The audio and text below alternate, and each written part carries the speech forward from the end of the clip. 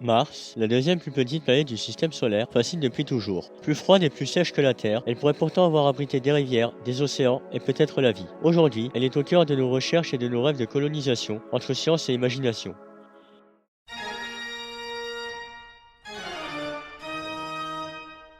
Mars doit son nom au dieu romain de la guerre en raison de sa couleur rougeâtre. Cette teinte est due à l'oxyde de fer présent à sa surface, ce qui lui vaut aussi le surnom de planète rouge. Quatrième planète du système solaire, elle gravite à environ 228 millions de kilomètres du Soleil. Plus petite que la Terre, Mars possède un diamètre deux fois inférieur, mais une masse qui ne représente qu'environ un dixième de celle de notre planète. Fait peu connu, malgré sa taille réduite, elle possède deux satellites naturels, Phobos et Deimos. Ce sont de minuscules lunes de forme irrégulière, de respectivement 22 et 12 kilomètres de diamètre. Sur certains points, Mars présente des similitudes avec la Terre. Son année martienne dure 687 jours terrestres, soit presque 2 ans, mais sa rotation est de 24 heures et 37 minutes, ce qui en fait des journées très proches des nôtres. De plus, son axe est incliné d'environ 25 degrés, ce qui entraîne l'existence de saisons comparables à celles de la Terre, même si elles sont donc deux fois plus longues.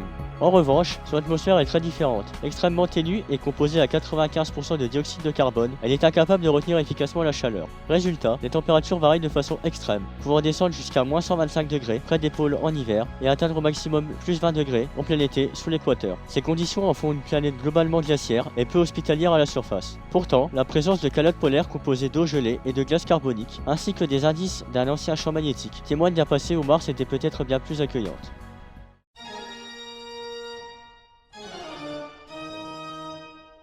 Après sa formation, il y a environ 4,5 milliards d'années, Mars a traversé des périodes très différentes de son environnement actuel. Entre 4,1 et 3,5 milliards d'années, la planète a connu une ère plus chaude et plus humide. Des réseaux de vallées, comme ceux du célèbre canyon Valles Marineris, et des lits de rivières fossiles indiquent que l'eau coulait en abondance à sa surface. On pense qu'elle formait des rivières, des lacs et peut-être même un vaste océan couvrant la partie nord de la planète. Ces conditions auraient rendu Mars potentiellement habitable pour des formes de vie simples. Cependant, il y a environ 4 milliards d'années, Mars perd son champ magnétique global. Privé de cette protection contre le vent solaire, son atmosphère commence à s'éroder et à s'amincir rapidement. Vers 3,5 milliards d'années, la planète devient progressivement plus froide et plus sèche. L'eau liquide disparaît de la surface, soit piégée sous forme de glace, soit perdue dans l'espace, et les conditions deviennent hostiles à toute forme de vie complexe. Mars a également connu un volcanisme intense jusqu'à environ 3 milliards d'années, et certains indices suggèrent que des éruptions auraient pu se produire il y a seulement quelques millions d'années. L'Olympus Mons, le plus grand volcan du système solaire, s'est formé durant cette période. Il s'élève à 21,9 km de hauteur et s'étend sur presque 600 km de large, témoignant de l'activité géologique passée de la planète. Aujourd'hui, Mars est une planète froide, avec une température moyenne d'environ moins 63 degrés et une atmosphère très ténue, dont la pression est près de 170 fois plus faible que celle de la Terre. Elle est balayée par des tempêtes de poussière parfois planétaires, et ses calottes polaires alternent entre eau de glace et eau de dioxyde de carbone selon les saisons. Malgré ces conditions assez hostiles, Mars n'a jamais cessé de fasciner les scientifiques. Depuis plus de 50 ans, l'humanité envoie sondes et rovers pour explorer sa surface et préparer l'avenir de l'exploration humaine.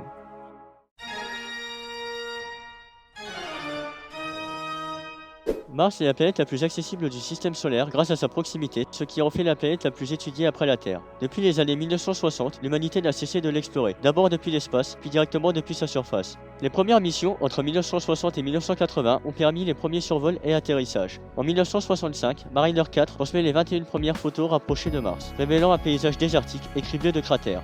L'URSS réussit son premier atterrissage avec Mars 3 en 1971, mais la transmission ne dure que 14 secondes. En 1976, les sondes Viking 1 et 2 marquent un tournant. Elles atterrissent sur la planète, envoient des milliers d'images et réalisent les premières expériences à la recherche de vie. En 1997, commence l'ère des rovers avec Sojourner, un petit véhicule de 11 kg qui est le premier à se déplacer sur Mars. En 2004, Spirit et Opportunity explorent la surface et découvrent des traces d'eau passée. En 2012, Curiosity, un rover de 900 kg, confirme que Mars a connu des événements habitables avec la présence d'argile et de rivières asséchées. Plus récemment, en 2021, Perseverance a atterri dans le cratère J0 pour rechercher des traces de vie microbienne fossile et préparer le futur Mars Sampler Return. À son bord, le drone hélicoptère Ingenuity réalise le premier vol motorisé sur une autre planète, totalisant depuis plus de 70 vols réussis.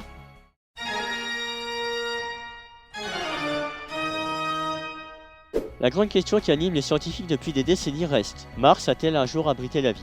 Certaines théories, comme celle de la panspermise, suggèrent que la vie pourrait y être apparue avant que des fragments de la planète ne soient projetés vers la Terre par des impacts de météorites, transportant ainsi des micro-organismes. Pour répondre à ces interrogations, plusieurs projets ambitieux sont en cours. Le plus attendu est le Mars Sample Return, une mission conjointe de la NASA et de l'ESA prévue autour de 2033. Elle a pour but de ramener sur Terre des échantillons de sol et de roches martiennes prélevés par Perseverance pour des analyses détaillées en laboratoire. Mars est également au cœur des projets de colonisation humaine depuis plusieurs décennies. SpaceX et la NASA, entre autres, planifient des missions habitées pour pour les années 2030 et 2040. L'objectif à terme est de poser les bases d'une présence humaine permanente, avec des recherches sur l'habitat martien, la production de ressources locales comme l'eau et l'oxygène, ou encore la survie à long terme dans un environnement extrêmement hostile. À la limite de la science-fiction s'oppose comme souvent l'idée de la terraformation, un concept qui consisterait à réchauffer et à épaissir l'atmosphère de Mars pour la rendre habitable.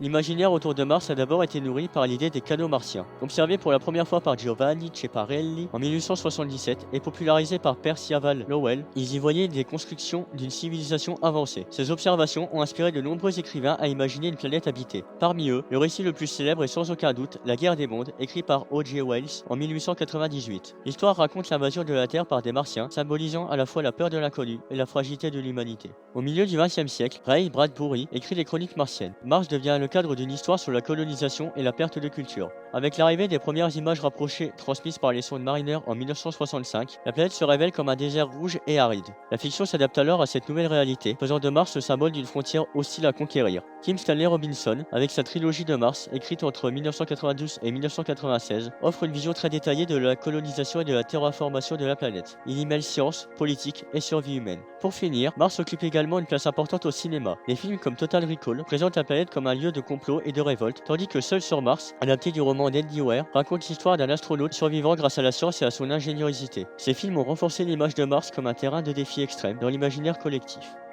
De planète stérile à symbole d'avenir, Mars reste l'un des mondes les plus fascinants du système solaire. Elle est à la fois un laboratoire naturel pour comprendre l'émergence de la vie et peut-être le premier pas vers une expansion humaine au-delà de la Terre. Qu'il s'agisse de science ou de fiction, la planète rouge incarne aujourd'hui notre soif de découverte et pourrait devenir, dans un futur peut-être pas si lointain, notre seconde maison.